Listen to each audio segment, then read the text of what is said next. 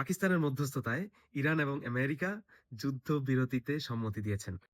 তো ফাইনালি আমি তড়িঘড়ি করে আপনাদেরকে এই নিউজটা দেওয়ার জন্য চলে আসছি যে ফাইনালি আলহামদুলিল্লাহ ২ পক্ষ কিছু কন্ডিশনের মাধ্যমে যুদ্ধবিরতি ঘোষণা করেছেন ২ সপ্তাহের জন্য।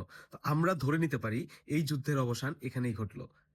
আর কোন যুদ্ধ হবে না ইনশাআল্লাহ। ঠিক আছে? সো সবাই যারা আতঙ্কিত ছিলেন, পুরো বিশ্বের জন্য এটা একটা সুসংবাদ। পুরো বিশ্ব এই যুদ্ধের কারণে প্রায় স্টপ হয়েছিল। সো ফাইনালি বিশেষ করে মানে ছোট, ছোট কান্ট্রি গুলা খুবই প্রবলেম ফেস করতেছিল। অলমোস্ট মানে অচল হয়ে যাচ্ছিল। আপনারা যারা বাংলাদেশে আছেন তারা তো জানেন।